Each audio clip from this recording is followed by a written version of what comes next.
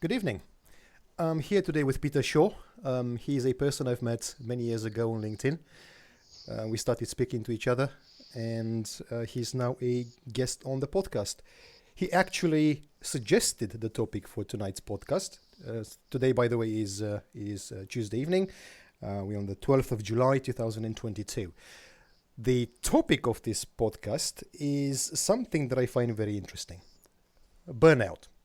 Specifically among software developers, I would think. Right, Peter? What do you think?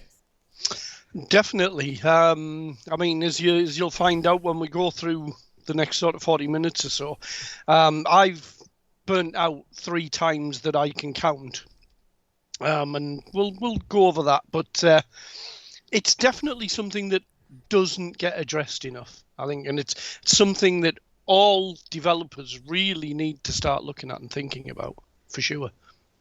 I think that's a great point, and this is the reason why this podcast exists. So, I've been in this industry for about 15 years, probably more now, because I've been saying 15 years for the past 2 or 3 years. So I'm guessing at some point I have to start increasing the number. I've experienced a burnout myself once, and we'll go over that as well. You've been in this industry far longer than I have, which means you had more chances to go through it. Now, do you want to give us a little bit of intro about yourself, if you don't mind? A little bit of an intro. That's an understatement in words. The TLDR version is I've been doing this for far too long. I've seen far too many bad managers. I've seen a lot of good managers. I've seen far too many bad developers. I've seen good developers. I've worked on weird platforms and compiler chains that you've never even heard of. That's probably the quickest way of summing it all up. How many years would you say you've been in the industry as a I can tell you exactly. I can tell you exactly how many years I've been doing this. I put my fingers first hit a keyboard in May of 1979 at the age of 7 years old. 79. Okay. I was 5 at the time. Yeah. Okay. So I was 7-year-old. It was about 10 years, give or take, before I got my first professional gig. So all told, I've been doing this for about 40 years now. Wow. Professionally, about 30. Yeah. So I would say you're someone with a hell of a lot of experience, more than double my time in the industry. Well, I know you've been running your own business for a while as well. So you probably stopped working for the men due to some, I don't know, maybe bad managers.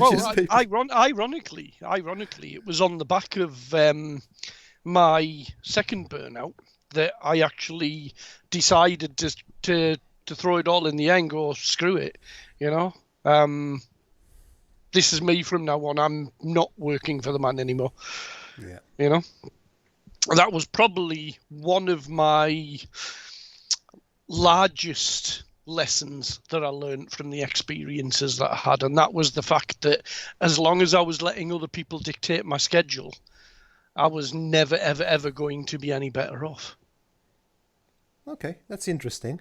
Okay. Now, obviously, we live in times now where flexibility is key, work from home is key, but this only happened really since COVID became a thing. This was never the norm before that. Nope. And maybe that affected us more than we thought as well. Well, I think one of the good things that COVID's taught us is it's not just in the IT industry. It's a global shift in employment.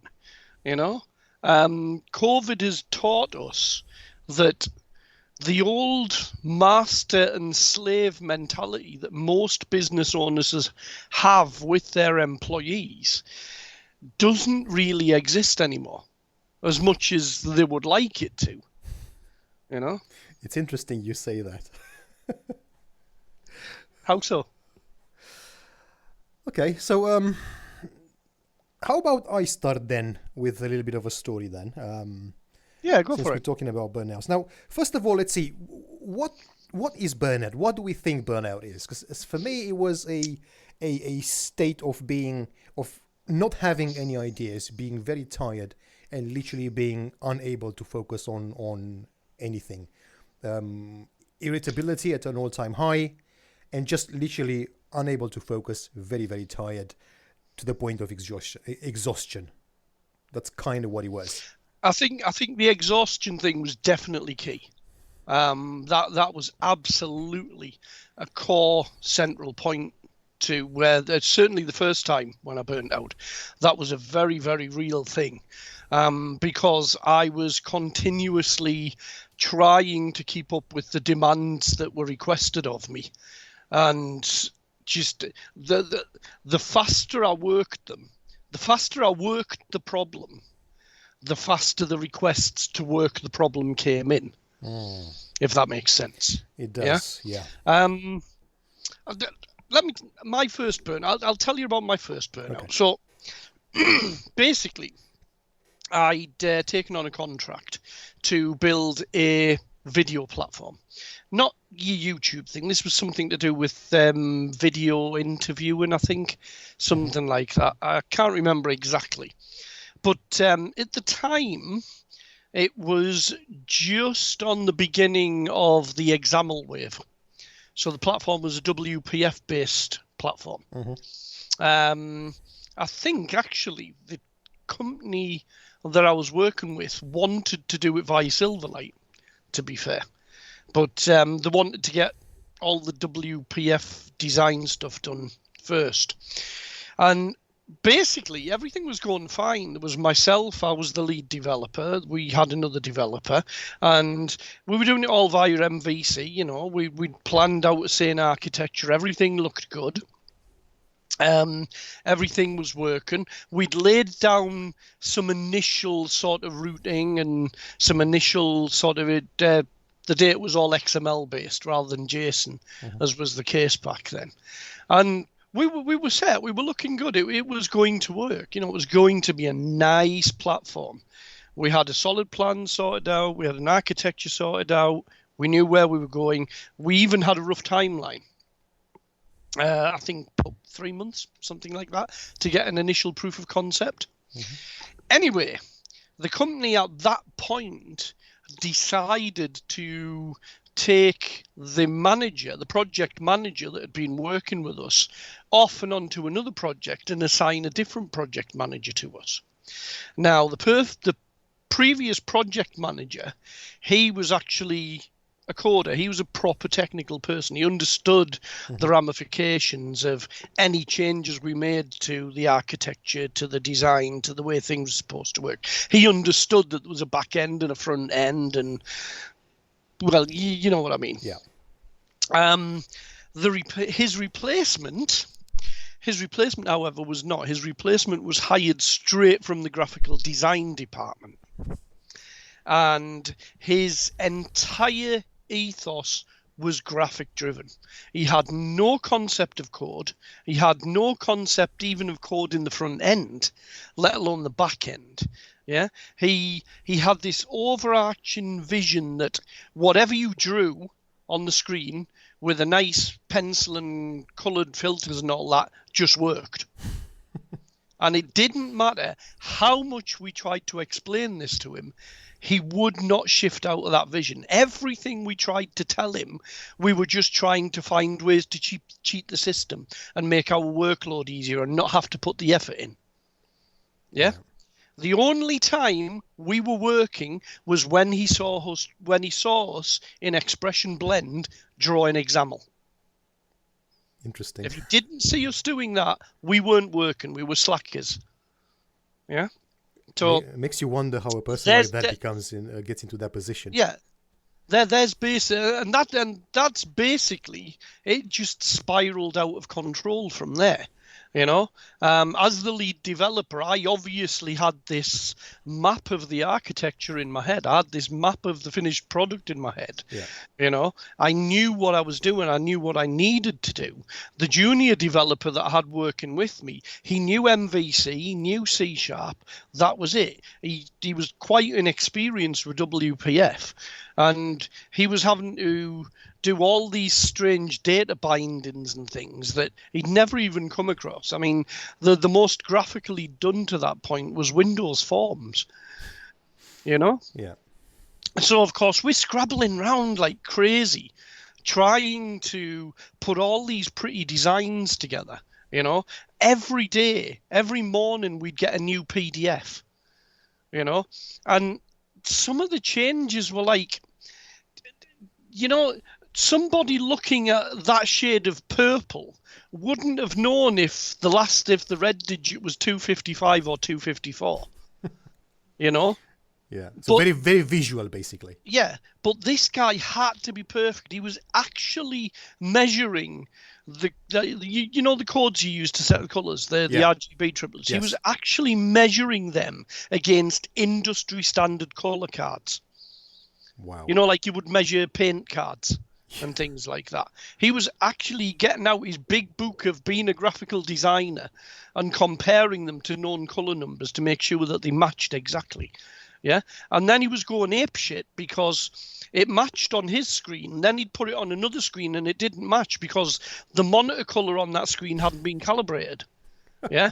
So then we had to go and change it to match on that screen. And of course, that would then not match on his screen. So he'd go absolutely loopy because we'd knocked it out and we were useless. We couldn't do our job. We didn't know what we were doing. He had no faith in us, you know, because we change it on one thing and it'd be different on another and all this palaver. Yeah. Anyway, this went on literally for 2 3/4 of a month. Yeah. All we did was spend 2 3/4 of a month just farting around with colours and designs all the time. And, you know, I mean, I was only contracted from sort of 9 till 5, normal office daytime hours, working remotely from my home office here. And, you know, sometimes I was getting up at 5 o'clock in the morning and I wasn't finishing until 10, 11 o'clock at night. Wow. You know, because I was just trying to keep up with these unreasonable lists of demands. You know, this line down the side of the page is like 0.000000001 of a degree out. Yeah. You know, you and I wouldn't have noticed it. The man in the street wouldn't have noticed it. You know, this button here is like 1/845th of a pixel away, too far away from the edge of the design. Crazy things like that. That's incredible. Anyway, eventually we got to a point where I was exhausted. The poor junior dev was totally exhausted. I was exhausted. On top of that, I was having to keep up with the architecture diagrams. I was having to keep up with the design work. I was having to keep up with reports for the business, telling them how much code was written and what the timeline was like and all the things that a lead would be doing. Yeah. You know, stuff which I felt the project manager should actually have been doing. Agreed. If I'm honest. Yeah, agreed. Absolutely. You know, I should have been feeding him the technical details and getting back to work. And he should have been sorting out what was yes and what was no and so on and so forth. So anyway, like I say, it got to about 2 3/4 of a month in and finally he signed off on the design. Finally, he was happy with everything. You know, he was happy with all the different screens and how the menus and everything looked and all the color layout and all the drop shadows and all that malarkey, you know. Yeah. And then I turned around and said, right, so now we've got to catch up and get on with the code. So I need to sit and basically write the rest of the code. And the other junior needs to sit and the junior needs to start sitting and writing code. And we need to make this thing work. And he turned around and he said, champion. So if you can get that working by Friday, we have a client demo on Friday morning.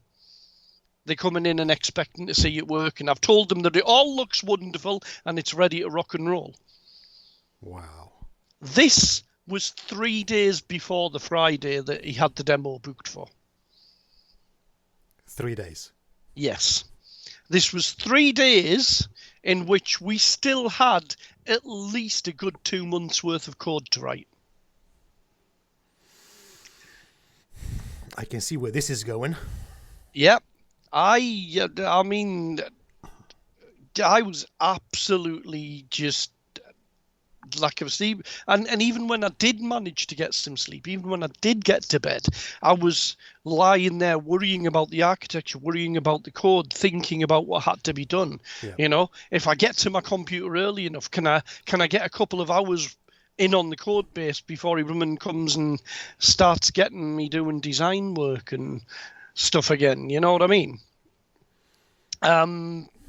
Yeah, it was physically exhausting. Yeah. I was tired all the time. I was irritable because I hadn't been sleeping enough. I was biting the heads off people. My long-suffering wife, who will openly admit that she's a tech widow, I really don't know what I would have done without her. Yeah. Anyway, it got to the Friday. The demo was booked for the Friday afternoon. It got to Friday lunchtime. No, sorry, I've missed a little step out there. So the day after that he told us that he was happy with it and that the code was ready to go and that he'd already told the client and that, he then came to me, I think it was on the Thursday morning, and said, right, myself and my partner are off up to Scotland for a much-deserved 2-week holiday. We trust that running the demo's in good hands and that you'll be there in time on Friday to run the demo for us. Unbelievable. Yeah?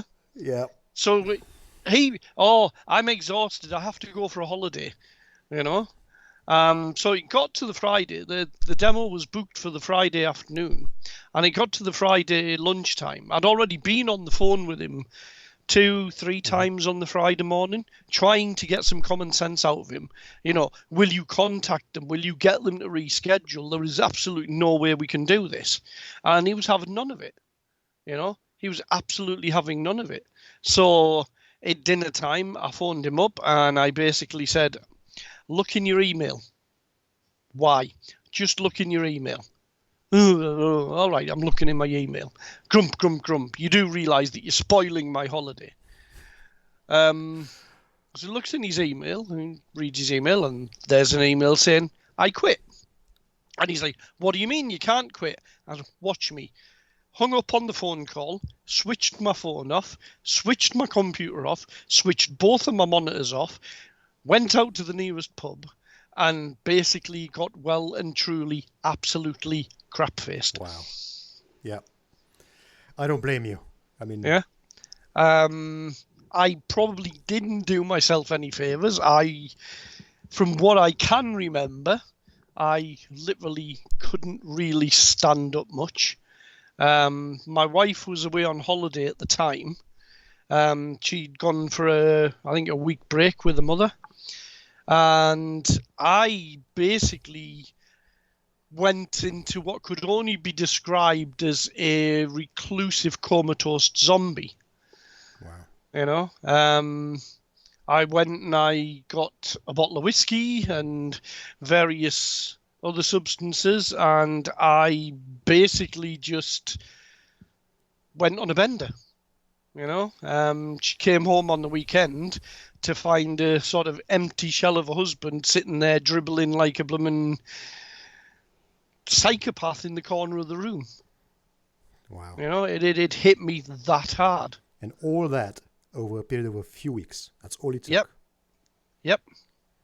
If that's not a harsh lesson for everyone else, I don't know what is. I at that point, I was ready to walk away from the industry. I was absolutely 100% ready to walk away from all of this. Yeah? Yeah. Now, many people who know me probably will click on when I say what I'm about to say, but I am the type of person who thrives on the mental challenge. I have to have that mental challenge. It's no use me going and being a shop worker or flipping burgers or something like that. I'll do it for so long if it's a means to an end. If I have to do it to earn money to pay the bills, I will go and do it. But I won't be happy doing it. I have to have that mental stimulation. That's how my brain is wired.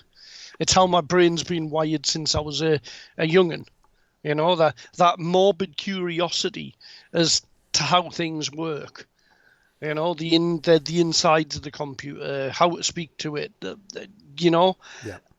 if I'm not doing that kind of activity as a job, then I will basically look for other ways to entertain myself, and those other ways generally don't turn out so good. You know, in the past I've done stupid things like extreme mountain biking and snowboarding and stuff, and well, there's whole other stories there, maybe for another time. For You know the what I mean? episodes, yeah. I've broken a lot of bones in my lifetime. Let's put it that way. But the Wow. point being, I have to have that mental stimulation, and my wife and my friends rallied round me because they knew this. They knew what type of person I was, and they weren't going to let me work. They weren't going to let me walk away from this industry. You know, you know, knowing me as well as you do, you know, I don't really like sort of blowing my trumpet too much, but I'm very good at what I do. I can attest to that. Yep. I know I'm very good at what I do, and it really, really did bite me very, very hard for me to make me not want to do that thing. I think it took about a month before I would even look at a computer monitor. The most I did in that first month was pick my phone up and look at the emails on it. You know, the company that had hired me to do the contract repeatedly tried to phone me. I just didn't want anything to do with it. In fact, most of the time I turned my phone off. You know, I spent a chunk of time just sitting there staring into space, a chunk of time just reading any like books that I could get my hands on. You know, not computer stuff. I wanted nothing to do with IT and computing. I would read anything as long as it had nothing to do with IT. I didn't even want to hear about IT and computing on the news. You know, something came on the news, turn the channel over. You know, Twitter announces another. No, turn the channel over. Facebook, no, turn the channel over. You know, it was just that painful for me. Yeah. Understandable. You know, but I dragged myself out the black hole, and you know, with the help of my wife, who I'm still married to, and she's the best thing since sliced bread. I can't praise her enough. She's had to put up with some absolute shit from me over the years. You know, I'm not the world's most pleasant person when I've got bugs and errors running around in my head that I'm trying to solve. Yeah. You know, I tend to get quite short-tempered and irritable at that as well. Yeah, a developer's life, that's what that is, yes. Yeah, exactly. You know, you're lying there awake in bed at night, and she's lying there thinking, oh, is he happy with the marriage? And I'm lying there thinking, why the hell won't that bloody for loop work? Yeah. There's a few memes we can create from this, you know. For sure. Yeah. But anyway, it took about 3 months. I dragged myself out of it. It's funny you say 3 months, but we'll see a bit later why. Yeah, sorry. I did a lot of reflecting on myself. I played the scenario back more times than I care to remember in my head. You know, I really played it back. I played it back in my sleep. I played it back when I was in the blooming shower. I played it back when I was sitting out in the back garden enjoying the sun. I just over and over and over and over again. Was it my fault? Yeah. If it was my fault, why was it my fault? Was I good enough at what I was doing? Despite the fact that I know I'm very good at what I'm doing, was I actually good enough for this contract? That was a recurring question. Did I attempt to take on a contract that I absolutely had no right taking on? You know, was it too hard for me? And many other similar questions, you know. Yeah. I really did start questioning whether my technical knowledge was as good as I thought it was. It's a bit painful to hear all this stuff, to be fair, because I think if you spend enough time in this industry, we all get to that point after a while thinking, am I actually good enough? And even in general, Am I actually good enough for this? Am I as good as I think I am? It's exactly what you're saying. But of course, nothing makes this worse than an actual proper failure. Something to bring you back with Yep. your feet on the foot. Yep. With the Bring you down to earth. exactly. Yeah. But therein, lesson number 1 was learned. Lesson number 1 with the burnout scenario, and the first thing you should really pay attention to, if it hits you, if you have to suffer from it, and coming out of the other end, you really, really, really need to listen to your retrospective. Yes, it might be painful to play it over and over again in your head. It might hurt you to sit there and think, is this really me? It might hurt you to think that you're not good enough. Yeah, but you have to do it. And the reason you have to do it is because you have to look at what went wrong. Yeah. Now, let me just take a little interjection off to one side here. As you know, Andre, I'm not just a software developer. I've worn lots of hats over the career that I've had. And one of those hats is as a RAN engineer for Orange UK. Specifically, one of the departments that I spent a lot of time working with there was the fault management department. Now, fault management basically is the emergency response team for when network failures occur. If there's, say, like a transmitter cascade that takes down half of a county and several hundreds of thousands of people lose their cell service, that's classed as a level 1 fault management and emergency. And fault management is exactly as it says on the tin. And working as a fault manager actually taught me how to turn a problem inside out. It taught me how to take this problem and literally fold it the opposite way and look at the problem from the outside in, rather than what a lot of people do, which is to dive in and try and swim the way out. Yeah? Swimming your way out only shows you what's on the surface floating above you. But turning it upside down and diving into it lets you pick the details off the surface on your way down and take them down with you and connect them to other parts of the problem further down, if that makes sense. I think it does, yeah. And it's connecting these little bits that help you perform that self-introspective. So you've got to sort of think of the burnout as an emergency situation. It's an emergency situation from your normal operation as a developer. Yeah. And all the firefighting trucks are out, all the people are at full alert, all the little men are running around in your head and screaming, and there's mass panic. You've got to look inwards and pull the details out and then reconstruct it from the outside in. And only when you do that can you actually look and you can say, right, well, do you know what? That actually wasn't my fault. Maybe I could have communicated this little bit here a little bit better, but overall, the overall thing wasn't my fault. Yeah. And you should be able to sit and assemble key points. If you cannot sit and assemble those key points, then you're not healed enough to start working your way out the other side. Great point. Yeah. Once you start healing, you will start putting those key points back together. And it's kind of like it's kind of like the initial journey when you're learning to code. The penny drop moments you get. Yeah. Yeah, when you learn into code and you don't really understand what you're reading, but then you read something else and then it's cha-ching, aha. Yep. Still happens now, by the way. Yeah, still happens now. Yeah. It's exactly the same sort of process. Yeah.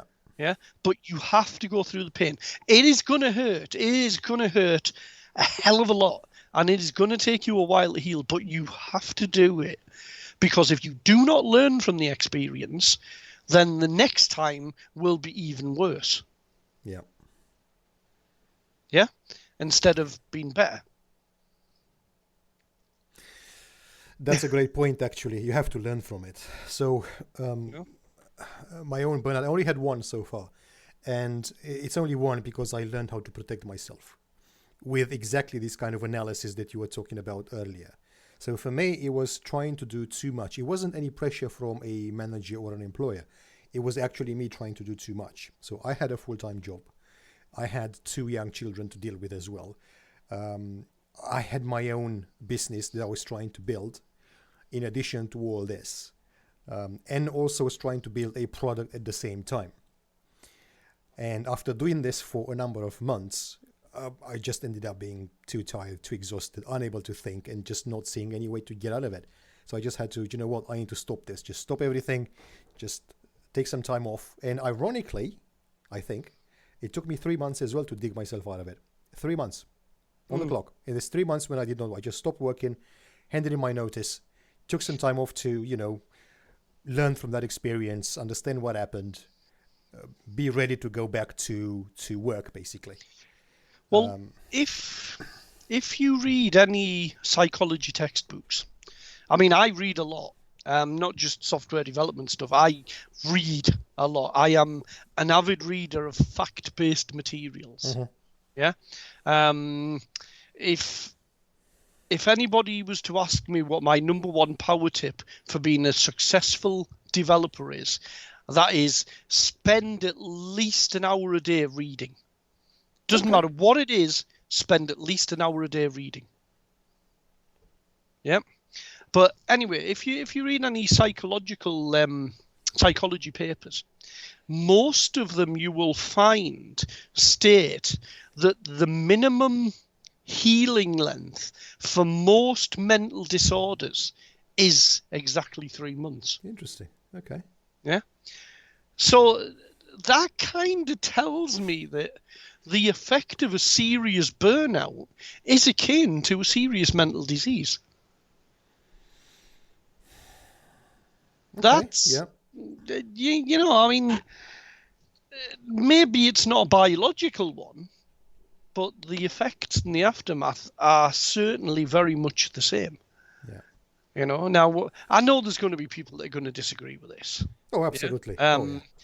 You're going to get people who are going to say, well, I've been schizophrenic or whatever all my life. How dare you diss this? And when I'm not trying to diss anything, I'm trying to make some comparisons here that if we work too hard, if we don't take enough breaks, if we don't sit back and reflect and just wind down from time to time, this practice of working ourselves to death really will potentially end up working ourselves to death. Agreed. Or at least into a very, very seriously mental state that we may never recover from. Yeah, absolutely. I think, it's definitely a mental thing, obviously, due to the way it manifests and the way it influences you. Absolutely. Like I said, for me, it taught me to do exactly that. I think we need to rest because it's all writing code and building products, right, is a very mentally exhausting it is thing, absolutely. Which is, I don't think most people outside of this industry understand that, just how taxing, because they think you sit in front of a computer, how hard can it be? Anyone can do this. Well, I can tell you, no, not everyone can do it, and it is actually very taxing. We're not talking about building, hello world applications in here that you do in 5 minutes. We're talking actually building things. So you have to rest. This is exactly what I've learned, which is what I've been trying to do since then. Work a number of hours as least as possible every day and every week, which is I'm on 35 now. I'm not doing more than that. Once I'm done, I'm done. There's no more work of any kind. I don't care. I could be doing other things. No, you need to rest your brain. Basically, that's the most important bit. Because otherwise, next day you come in and you're already tired and mentally exhausted. Agreed. Doesn't Absolutely work, does agreed. It? You just add to the problem, basically. And eventually, this happens. But I am going to inject something else into there. Yeah. There is a little bit of an addiction to this industry, to writing code, to doing the IT thing. Okay. You know, I will do my absolute best to sit and chill out in the sitting room and spend time relaxing with my wife and maybe watching a movie, just time away from the computer. Yeah.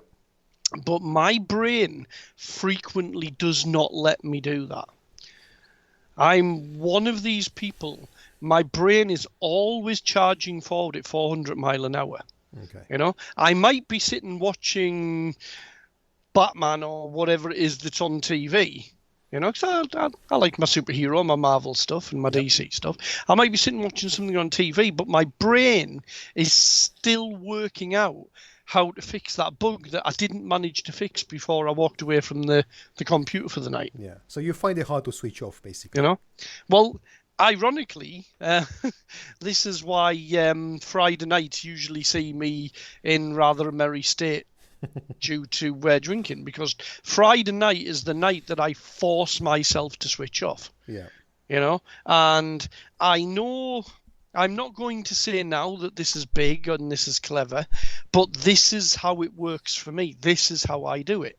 I pour some alcohol down my neck, sometimes a little bit too much, if I'm honest, but it's enough to dumb my brain down. It's enough for my brain to go, it's time for me to go to sleep now. And that allows me to just sit there and consume the TV program I'm watching, or go and do something different. Like I'll get my keyboard out and compose a tune, or I'll get some breadboards out and I'll build some circuits. I'll even get my box of Lego out. I've got a bloody big box of Lego. And I'll build something with Lego. Just anything. Anything else. Anything that's not sitting right in code. Exactly, yeah. Occasionally I do find other ways of amusing my brain, Ironically, one of the reasons that I got into drawing maps and doing cartography, because as you know, I'm a big GIS person. Yep. Yeah. One of the reasons I actually got into doing that is because drawing maps has a level of technicality to it that's just enough to amuse my brain, but it's not such a technical level as it causes the same problems as writing code does. If that makes sense. Yeah, it does. Yeah. Yeah. So it keeps my brain amused. It stops it from charging off and doing its own thing. But it's something that I still find relaxing and enjoyable to do. Yeah. That's your hobby, basically. Yeah, kind of. Yeah, I suppose, in a way. So I make a point now that Friday is my night. If anybody who has ever tried to phone me after about 4:30 on a Friday will tell you that I am impossible to get hold of. Good. That's exactly how we should be. Everything gets switched off. Yeah. My Skype gets switched off, or if it doesn't get switched off, it gets ignored. Yeah. My Facebook Messenger gets ignored unless I've decided I'm having like a Facebook party or something, and I'm sitting talking to others that I know, or just having a chat. Sometimes I do that. Sometimes I just sit down in the living room with my phone and do the general sheeple thing. Well, you need to do that because that's what allows you to rest your brain. Yeah, so sometimes you absolutely have to. Yeah, you absolutely have to. So can I ask you a hard question then? Yeah, certainly. So having gone through this experience and having learned, I assume, so much from it, why did it happen again? So I say that I've had 3 burnouts. They weren't really burnouts in the sense that they were major burnouts. My third one was more or less what you describe with your burnout, except not as hard.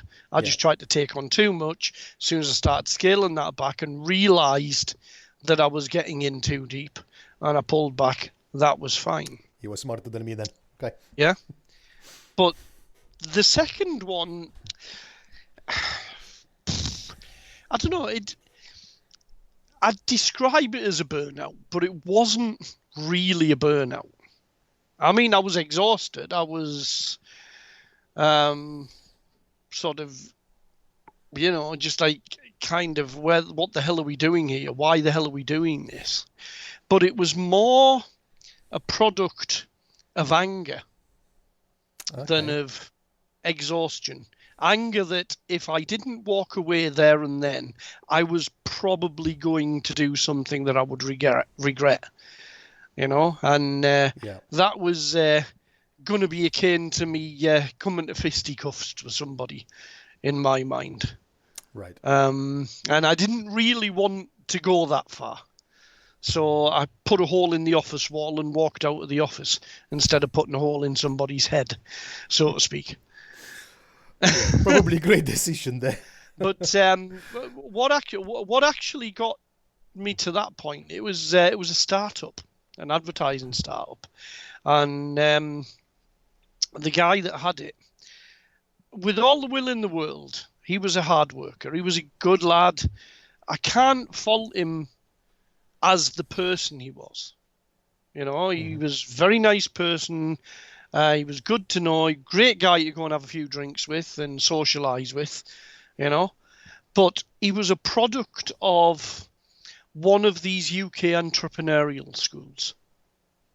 Okay. Like the hubs, what they call them, where they have the big open offices and there's lots of different startups all with a corner in the office. Yes, accelerators. Yeah, the accelerator things. He was a product of one of these.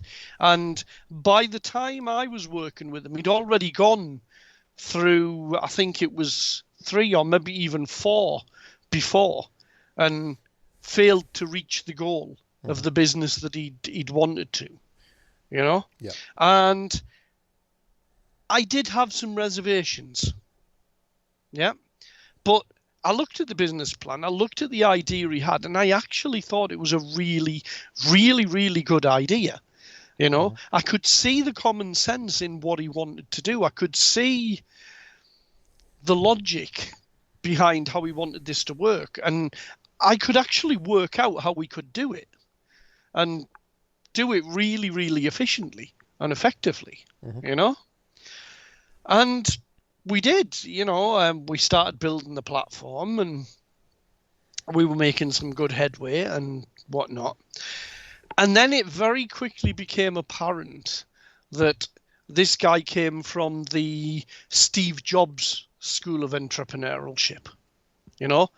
Build it fast, adapt to market changes.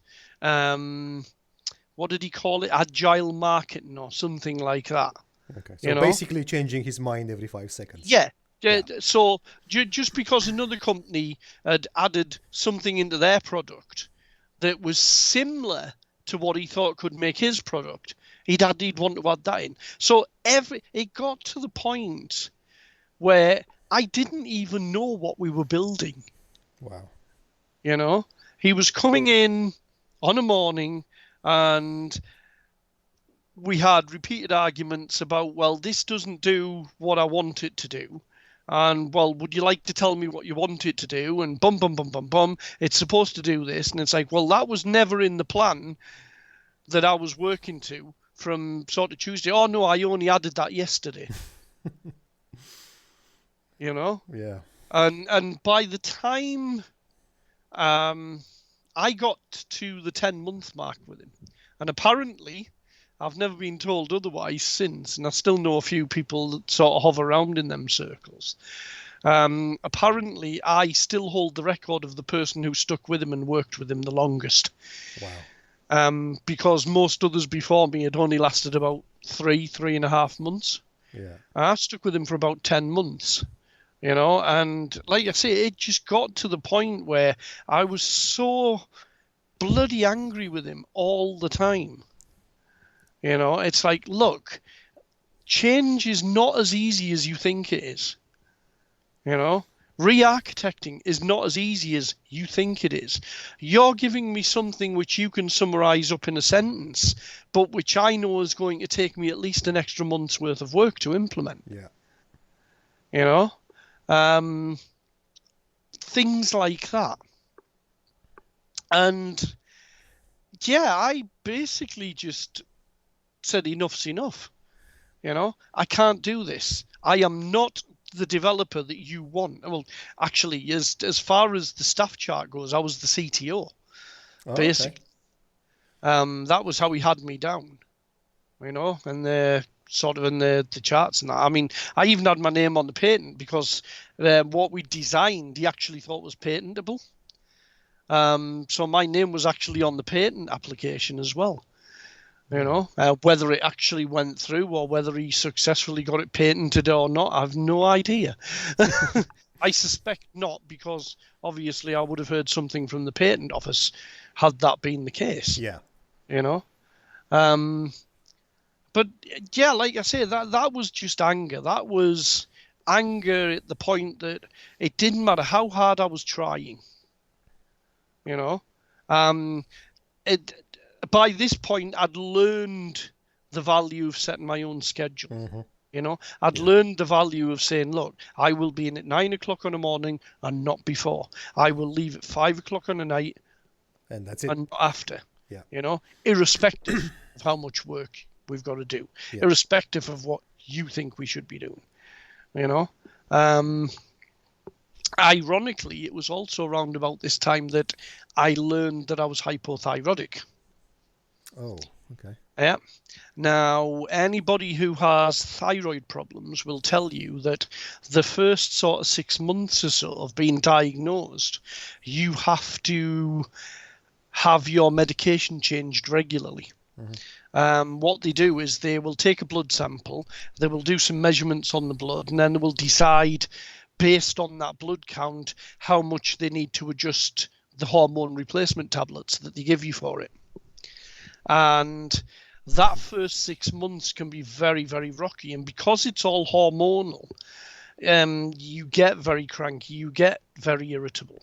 It plays absolute chaos with your mood swings. So that was another thing as well. I wasn't exactly in the most stable of places at the time. And I really didn't want to suddenly flip the anger switch and then just start punching hell out of him or punching hell out of one of my co-workers or going Hulk smash on the office or something like that. Yeah. So I basically, as I say, I put a hole in the office wall in the plasterboard and walked out. Oh God, it's incredible what this kind of work can do to you sometimes, isn't it? The kind of the pressure and everything all adding up. Oh yeah, the pressure is insane at times. Yeah. I've finished a day sitting up here at this very desk that I'm recording this from. I've gone downstairs looking like I've just done 2 weeks out in the Arctic tundra doing construction or something. You know what I mean? Yeah. Just utterly drained and worn out. Sometimes I don't even come back upstairs.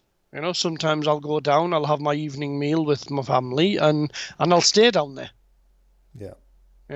Because even if I do have something to do, it's like, no, it can wait till tomorrow. Yeah, that's the best way to do it, I think. Absolutely. Yeah, you have to learn to have this pacing. You have to learn to recognize when enough's enough. Yeah.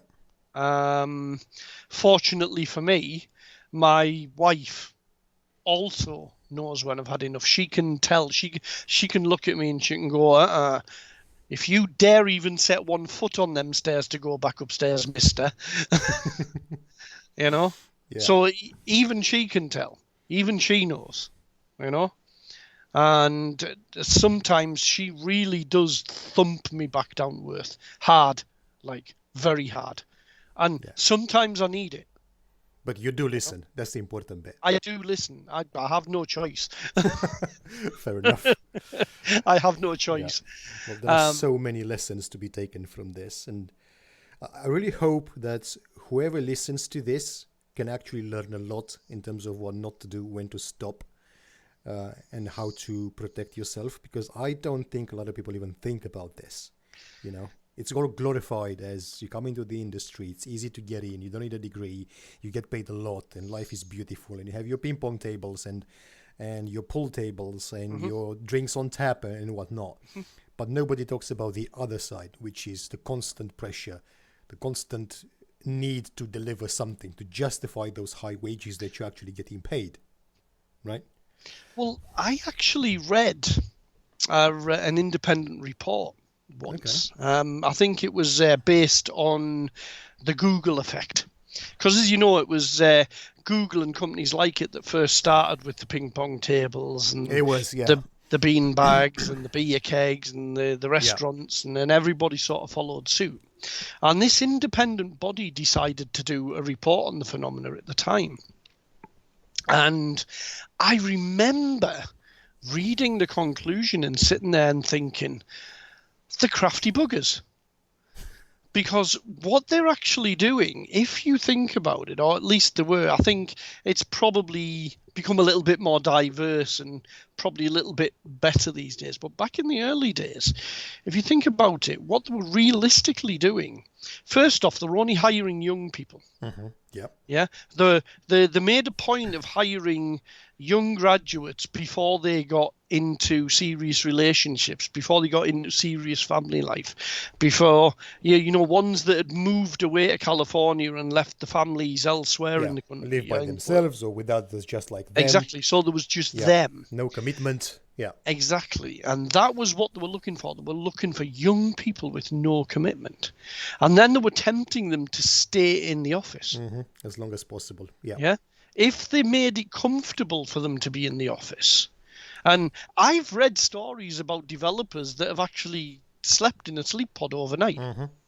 In fact, I remember reading one developer who, when he first moved to California to work for Google, he didn't even have a home. He didn't even have anywhere to stay. He actually stayed on campus for the first 2 months of his employment until he had enough money to go and get himself a flat or a bedsit or whatever it is they do over there. And this report summed that up really, really, really well. To read it, it was like looking at it and thinking, they're not stupid, are they? Of course not. Yeah. They know how to try and milk the absolute maximum performance out of a person. Well, yes, because you had no reason to go home, right? You could have your meals there because they have restaurants. You could have a bit of fun because they have all the toys in the world. They even did the washing for you. I was going to say, Google even had a laundry. Yeah, I know that. Yeah, they had their chefs. I mean, they were treated very well. But the underlying idea was to keep them there as long as possible, which is very sneaky, isn't it? Yeah. So you go and have a kip, you get up in the morning, you do a bit of coding, and you think, I'm going to have some breakfast. Yep. So you go and have some breakfast, then you go back and you do a bit more coding, blah, blah, blah, a couple of meetings, Oh, it's lunchtime, I'll go and have some lunch. Blah, blah, blah, blah. I'll go and have some tea. Blah, blah, blah, blah, blah. Oh, bloody hell, it's 9 o'clock. Oh, a bit tired. I'll have a kip here rather than going home. Yeah. And before you know it, you're literally on campus 24 hours a day, and all you're doing is sleeping and working, sleeping and working. Yeah. So I'm not sure if it's the same now, but I know this was definitely the case a few years back. Absolutely. Oh, sure. Wow, this was an amazing discussion. I think we're going to have to wrap it up because this is actually the longest episode I've done so far. We went over an hour. I told you I always go over time. I know. No, this is such an important subject, I think, which is why I'm happy to do that. Peter, what can I say? Thank you very much, first of all, for your time.